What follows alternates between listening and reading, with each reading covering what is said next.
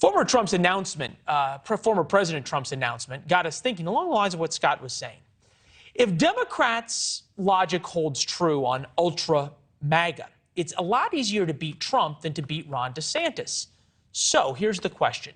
Will Democrats fund Trump's reelection bid like they funded Trump-like candidates in the midterms? I'm serious. It's a legitimate question. In New Hampshire, Democrats spent $3.2 million boosting election denier Don Bolduc in the primary against a far more moderate Republican.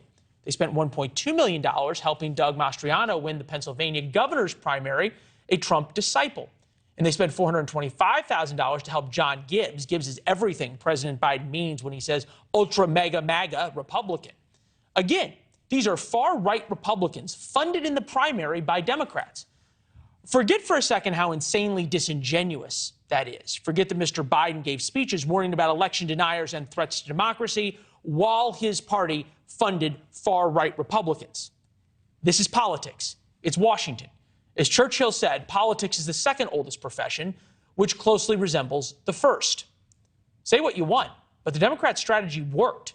Democrats beat the ultra-MAGA candidate in New Hampshire, Pennsylvania, and Michigan. Poll results show they would have had a much harder time against a normal Republican. So consider the Republican presidential primary right now, the theoretical matchup between Ron DeSantis, a young, charming, successful, charismatic governor, versus Donald Trump for the primary. Fill in the adjectives for Mr. Trump of your choosing. Current polling shows DeSantis up in Iowa, New Hampshire, Florida, and Georgia. The past election proved one thing. When running against Trump candidates, Democrats cleaned up. When running against normal Republicans, Democrats lost every high-profile race. That's especially true in swing states. In Georgia, the anti-Trump Republican governor won. The Trump-endorsed Herschel Walker came in second. Stand by for the runoff.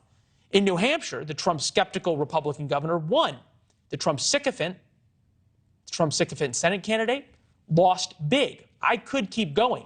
And remember, DeSantis won Florida by 20 points. He won heavily Hispanic, historically blue Miami-Dade County. That fact terrifies Democrats. So if you put all that together, why wouldn't Democratic dark money groups help Trump in the primary? After all, it worked in the midterms. That's On Point tonight. Thanks for watching. Go to newsnationnow.com to find NewsNation on your television provider. And don't forget to subscribe. Click the red button to get more of NewsNation's fact-driven, unbiased coverage.